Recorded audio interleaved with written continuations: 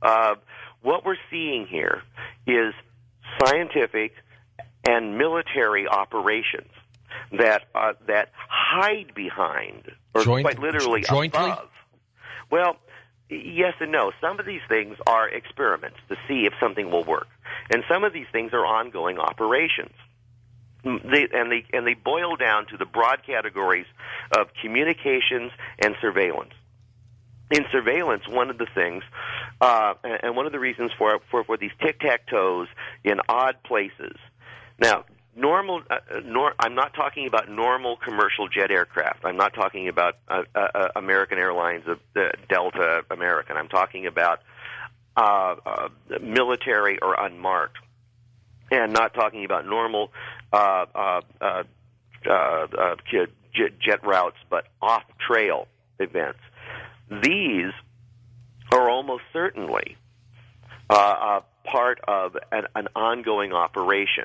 And the most common of these ongoing operations are involved either in creating radio bounce spots or in creating effectively a variation on over-the-horizon radar.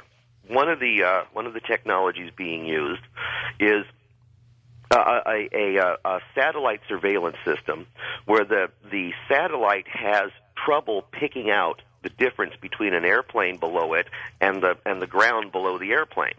And so they have developed a technique for making the air more scintillating, for making the sky shinier, so that the satellite can pick out the dark body of the airplane against the shiny sky.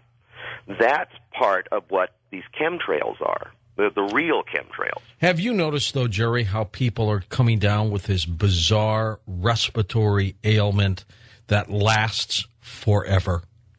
I have indeed. And again, the first major wave of this was in 1998, and this is a key factor in that 1998 was the hottest year on record, which meant that it had the most moisture in the air on record, which is the year that the most people saw chemtrails or persistent contrails.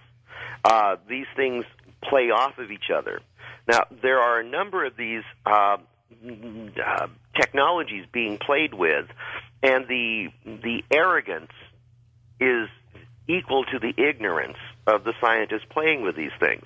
And I've read a number of papers on these things.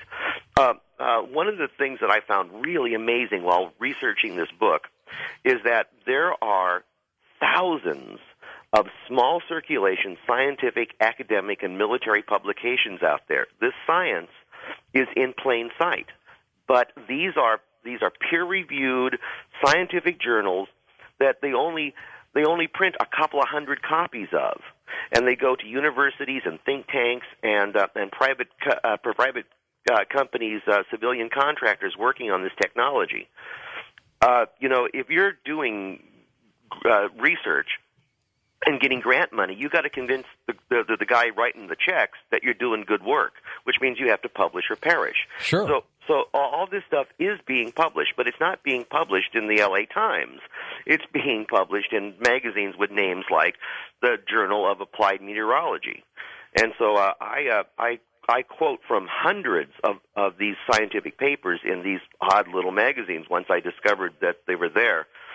And so this stuff is very traceable. If this stuff is in the open literature, you can find this stuff, which is what amazed me. Well, I'm concerned that they are spraying something on us, Jerry. I just don't know what it is. Some people theorize that it could be a dumbing down drug. Oh, well, there's a lot of theories out there.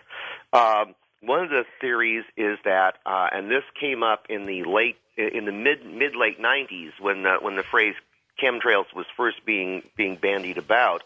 There was this theory that what was going on was that it was completely benign. It was a good thing that the U.S. government was secretly vaccinating us all from possible enemy biological terrorist attack. Right. I heard that one. Right. Now, the problem with that is on the face of it, it makes a certain degree of sense, and you can back it up with a little bit of paperwork, in that there have indeed been patents granted for airborne aerosol vaccinations.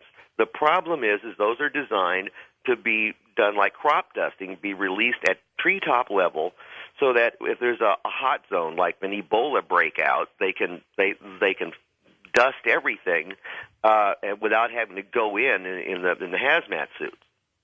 This is not designed for release at 20,000 feet or 80,000 feet. The problem most people aren't thinking is how long it takes for something to fall out of the sky.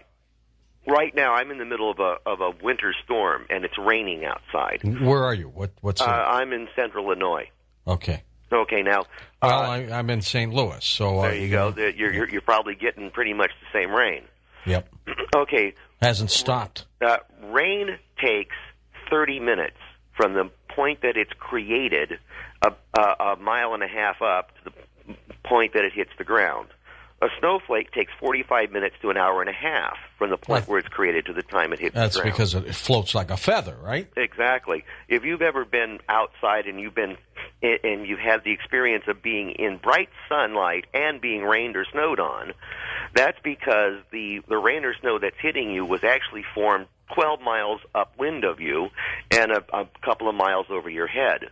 Now, if you're trying to vaccinate somebody at cruising altitude, if you've got a United Airlines flight from St. Louis to Chicago, and it releases this vaccine at flight altitude, it's going to take weeks or months for it to reach the ground. But it will reach the ground. Eventually, in Madrid. In Madrid. Yeah, you may remember a few years ago. I think it was 04.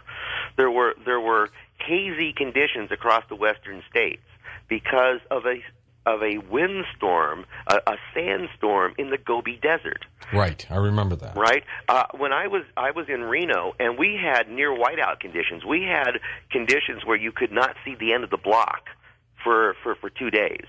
And nobody could believe that this was coming from China. When something gets into the air, it takes it a while to come down again.